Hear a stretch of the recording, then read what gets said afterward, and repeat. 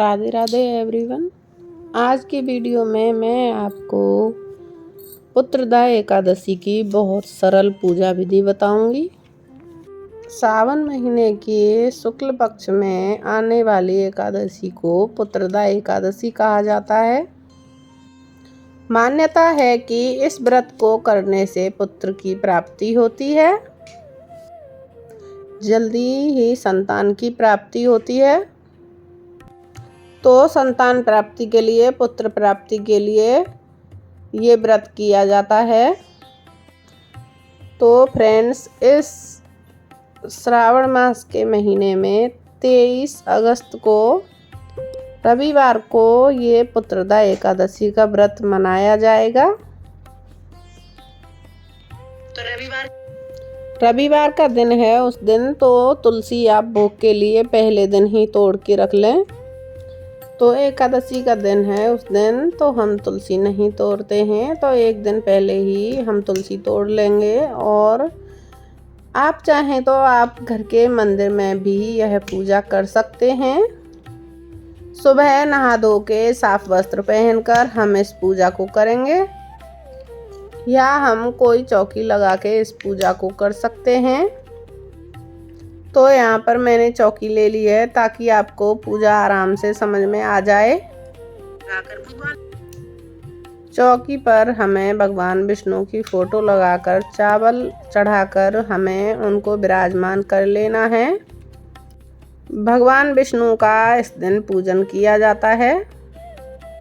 भगवान विष्णु की फोटो को मैंने एकादशी के दिन विराजमान किया है।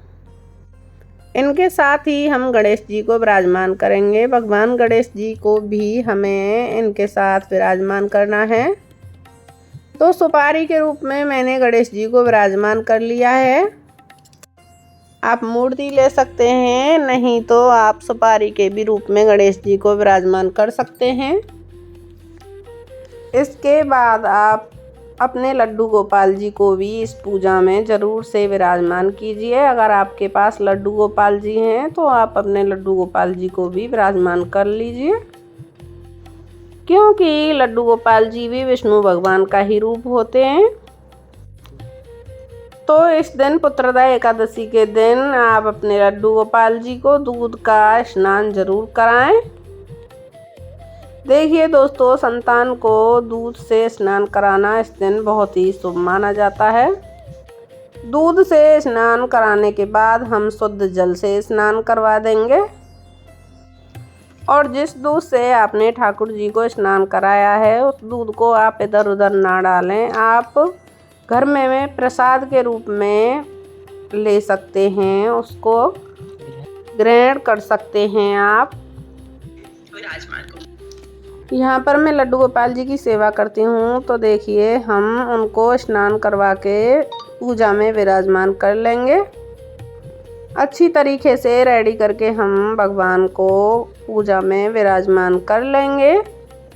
इस तरह से हमने चौकी लगा ली है। अब हम पूजा शुरू करेंगे। पहले हम भाव रूप में जल के छींटे लगाएंगे। पहले हम स्नान करवा देंगे, उसके बाद हम दिया जलाएंगे। तो हम देसी घी का या तिल के तेल का दिया जला सकते हैं।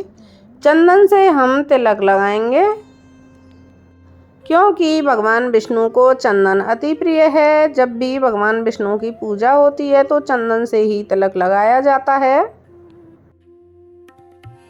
तो यहाँ पर मैंने वस्त्र स्वरूप का लावा भी समर्पित कर दिया है लड्डू गोपाल जी। यहाँ पर लड्डू गोपाल जी ने तो पहले से ही वस्त्र पहन रखे हैं। हम गणेश जी को और विष्णु भगवान को कलावा समर्पित कर देंगे वस्त्र स्वरूप में। आपके पास अगर जनेऊ है तो आप जनेऊ भी समर्पित कर सकते हैं, नहीं तो आप कलावा भी समर्पित कर सकते हैं वस्त्र के स्वरूप में। और हम लड्डू गोपाल जी को इत्र भी लगा देंगे। तो देखो, ये पुत्रदा एकादशी का जो पूजा है ये हमें सुबह सुबह करनी है। और देखो, एकादशी के दिन तिल ज़रूर समर्पित करना है। तो देखो, हम तिल भी ज़रूर से समर्पित कर देंगे। और दीपक में भी आप तिल ज़रूर डालें, क्योंकि जितने तिल चढ़कते हैं उतना ही हमारे कष्टों का निवारण होता है। उसके बाद हमने भगवान गणेश जी को दूर्वा समर्पित की है। भगवान विष्णु और कृष्ण जी को तुलसी समर्पित की है। और देखिए हमने फूल भी समर्पित कर दिए हैं। भगवान विष्णु और भगवान कृष्ण जी के लिए हमने फूलों को भी समर्पित कर दिया है। और हम भोग भी समर्पित करेंगे। गणेश जी को हमें अलग से भोग समर्पित करना है। गणेश जी के भोग में तुलसी नहीं रखी जाती है, इसलिए हम गणेश जी को अलग से भोग समर्पित करेंगे। और तुलसी युक्त भोजन हम भगवान विष्णु को और भगवान लड्डू गोपाल जी को समर्पित कर देंगे। एकादशी के भोग में फलाहार ही भोग समर्पित किया जाता है। अन्न का भोग कभी भी समर्पित नहीं किया जाता है। जो भी ऋतु फल आपको मिल जाए उसी का आप भोग समर्पित कर सकते हैं, नहीं तो दूध का भी भोग समर्पित कर सकते हैं, नहीं तो हम दूध से बनी हुई मिठाइयों का भी भोग समर्पित कर सकते हैं। और फिर हम जल समर्पित कर देंगे। जब भी आप कोई बड़ी पूजा करें तो दक्षिणा आप जरूर से समर्पित करें, क्योंकि दक्षिणा हमारी पूजा में रही कमी को पूरा करती है। यथासंभव हमें कथा सुननी है। हाथ में हम फूल और तिल ले लेंगे तो हम फिर कथा सुनेंगे। दीपक जला लेंगे, एक जल का लोटा ले लेंगे। उसके बाद हम पुत्रदा एकादशी की कथा सुनेंगे। कथा सुनने के बाद हमने जो तिल और फूल लिए हैं उनको हम लोटे में डाल देंगे। इसी से हमारी पुत्रदा एकादशी की कथा पूर्ण हो जाती है। आप धूप दीप दिखाकर आरती करेंगे और आप चाहें तो आप कपूर से भी आरती कर सकते हैं, नहीं तो जो दिया आपने जलाया है उससे भी आरती कर सकते हैं। गणेश जी की आरती करेंगे, भगवान विष्णु जी की आरती करेंगे, भगवान लड्डू गोपाल जी की आरती करेंगे। प्रेम पूर्वक आप आरती करेंगे। सभी की पूजा में रही कमियों के लिए क्षमा याचना करेंगे और अपने काम को पूर्ण करने के लिए भगवान से प्रार्थना करेंगे। इस तरह से हमारी जो एकादशी की पूजा है वो समाप्त हो जाएगी। और जो जल का लोटा हमने भरा है वो हम जल का लोटा सूर्य भगवान जी को अर्घ दे देंगे। जो भी प्रसाद हमने चढ़ाया है वह प्रसाद हम सभी घर के सदस्यों को बांट सकते हैं। और देखिए हमें चौकी उसी दिन नहीं उठानी है, चौकी हमें 11 के दूसरे दिन उठानी है।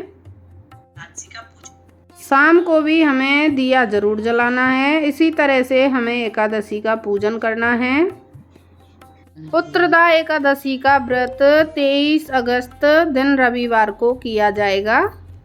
व्रत का पारण सुबह 24 अगस्त 2026 5:31 से 8:31 तक किया जाएगा 2026 में।